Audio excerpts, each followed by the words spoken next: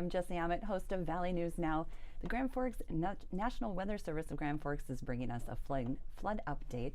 Every day at 11:30, we're going to let you see what is going on with the latest. All right, good morning, everybody. We'll go ahead and get started. It's just Amanda Lee today, service hydrologist here at the Weather Service office in Grand Forks. Figured we didn't need a forecaster on with this winter storm finally starting to settle down across the area. I did want to show the impact from the system that just went through and earlier this week. So here's a regional view graphic of the precipitation, the liquid equivalent precipitation that we've received in the last 7 days. So this takes into account the rainfall we saw earlier this week, in addition to the liquid equivalent in the snow that we received in the last day or two. So kind of across eastern North Dakota and into the Red River Valley, pretty solid area of at least a ½ inch for the most part across the entire basin. With a pocket in eastern North Dakota, more of an inch, maybe a little towards 1½ inch in very few places, but a solid ½ inch with a good chunk of up to an inch across the eastern part of North Dakota. So today's river forecast take into account all of this past precipitation and then the little precipitation that we were expecting until 12Z, or 7 a.m. tomorrow morning. So just a little bit of precipitation expected in the next 24 hours or so. Should be very minimal liquid equivalent. Snowfall in the last probably like day and a half or so showed up, unfortunately, at quite a big swath of 8 inches, maybe a little bit more across western portions of the basin and into the Devil's Lake Basin and Cheyenne Basin area, and then lesser amounts further south and east. So the northwest Minnesota side fared pretty well with the snow amounts, but we did get hit a little harder here on the eastern North Dakota side. Upcoming, like I said, not too much on the horizon here. Here's a 7-day precipitation forecast, and you'll see, so that's from 7 a.m. this morning up until 7 a.m. next Friday. So a 7-day total period. You'll see precipitation amounts, maybe a tenth to a quarter of an inch or so across the basin, and that's just a few different smaller systems expected to impact the area.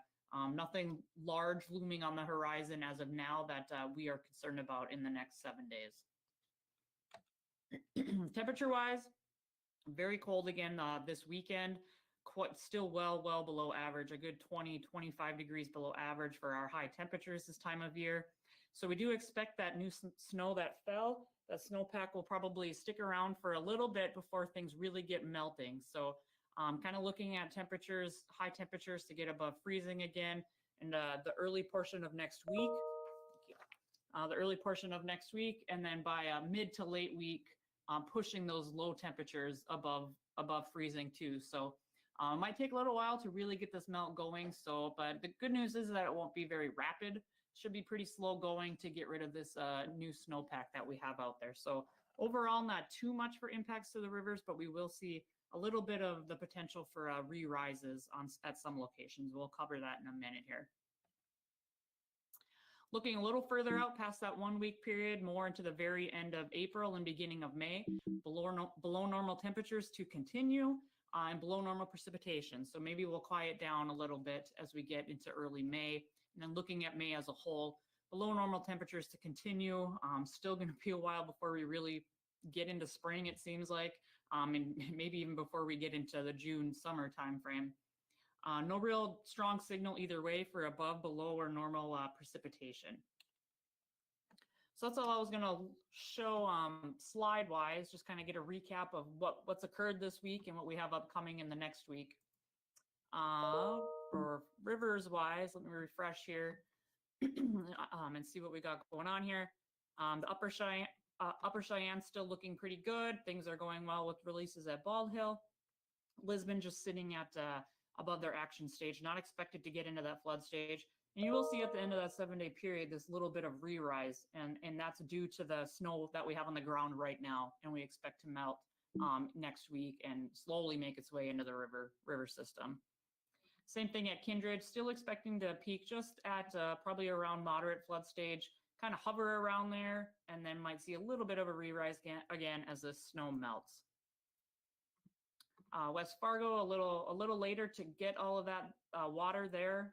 Still expecting to probably hit major flood and then hold steady or very, very slowly with the upcoming snow melt. Then Harwood, we did drop just a little bit, but still expecting to get at least close to that major flood level at 91. And then very slow, a little bit of a slow decline there with the runoff and the precipitation that we just received. Along the Maple, things are still looking good. Little for ice that we've heard about. Yesterday we did hear a little bit of ice, I think, still around the Mapleton area, but not much impacting things at all. They are continuing to decline with that possible bump again after the 7-day period due to the snow melt. And then same thing here at Mapleton, like I said. Looking at the wild rice, is that updated on here? Yep, that forecast updated. So you'll see they are on the going down here on the downhill slide, but going to be very slow. Expected to hover in that moderate flood stage for quite some time. Moving up to the Goose, we did just receive some info in the last 10-15 minutes or so that there is some ice probably in the vicinity of this gauge there. So that might be the reason for the little bit of flatlining there, but not expecting it to really get any higher. And will slowly make its way down with, again, the potential for a small re-rise after the 7-day period here. Other than that, I think all the other forecasts on the North Dakota side are sitting pretty good. The Pembina is finally clear of all that ice. I'm a little bit probably still near the red in the city of Pembina, but not impacting things too much. Same story on the Minnesota side.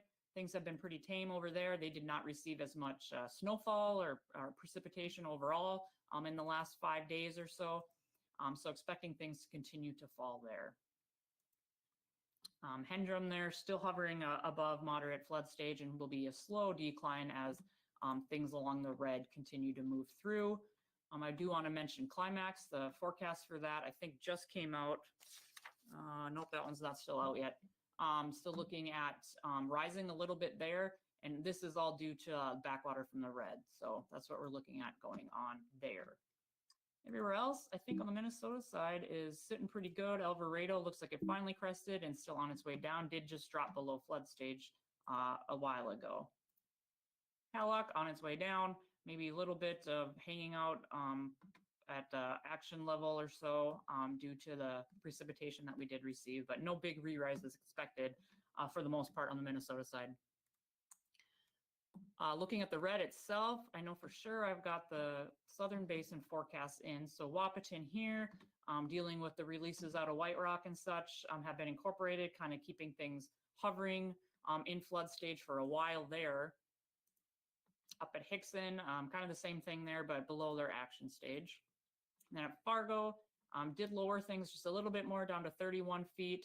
We'll see how that shakes out and how much water they get continuing to move in there. We'll be surprised if it comes down probably a little bit more with upcoming forecasts, and then just kind of taking a very slow decline there with this upcoming snow melt coming in to the later portion of next week. Halstead, yep, so Halstead downstream has not been updated on the web quite yet, but same kind of story there. Still a couple days out from crest, but will be slow to decline due to the upcoming snow melt period. So like I said, Grand Forks not quite updated yet. That might come down just a tad, but I don't think too much. And then Oslo, getting pretty close to their major level, and will hover around there for quite some time, which is not unusual. Drayton and Pembina, crest expected beyond these 7-day periods, could be, a good 10 days to 2 weeks before the flood crest makes its way all the way up there towards the international border. So these are not updated quite yet on the web, but should be there very shortly. I think that's everybody. I think I covered everybody. So trying to make things kind of quick.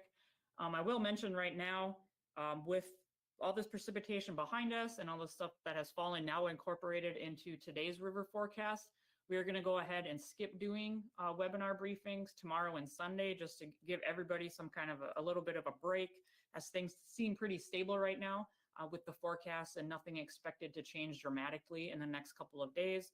So I will send out an email just letting everybody know that. We will reconvene again on Monday just to kind of go over the weekend and see where things are sitting, and then check out any potential weather systems that could be on the horizon after that. Let me see here. I do see at least one question. Regarding a significant releases from Bald Hill or other reservoirs and releases, are they into the current crest projections? For the most part, they are. The Corps works with the River Forecast Center folks and lets them know their upcoming plans, but obviously those can be subject to change. So they are taking that into account in the river forecast. And if we do start to see their releases increase more than originally planned, if needed, we will push out forecasts for Valley City or updates to Lisbon and things like that. Goose in Hillsborough, do the graphics take into effect the system from yesterday? Yes. Let me see here. For Hillsborough, I'm sorry, I can't remember off the top of my head if this was updated. Yep, that was updated about an hour ago. So the 7-day forecast does take into account the precipitation that fell and then additional forecast precipitation up until 7 a.m. Saturday morning, tomorrow morning. So pretty much all the precipitation from this system as a whole is incorporated in today's river forecast. I do see at least one person's hand raised. I gotta go find it. I've got a Dave. I unmuted you. See if you can unmute yourself. Sorry, I don't want to mispronounce your last name. So Dave Bits or Bites or something. Can you unmute yourself and we should be good. If not, if you can't get that to work, go ahead and type in your message in the question box and we can address it.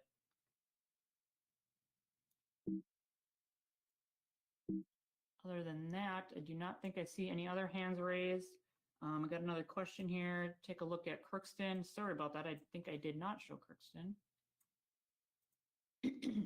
So this forecast was updated about an hour and a half ago, and looking good to be on that decline still.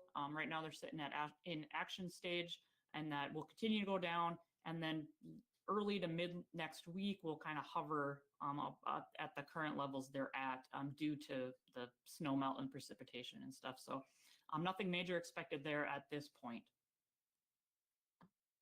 As for frost left in the ground, the lower levels of the ground still are pretty frozen. I think, I haven't looked this week what we were at here at our office, but late last week we were still frozen down to 35 inches or so.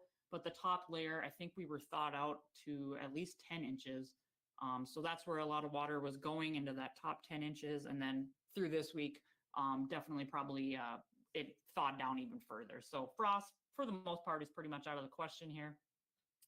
The only issue that we'll have to pay attention to now regarding soils is how saturated they probably are from all our snow melt and then the precip we just received. So, obviously river levels are going to be running high for a lot of places through the next week or even 2 weeks or longer.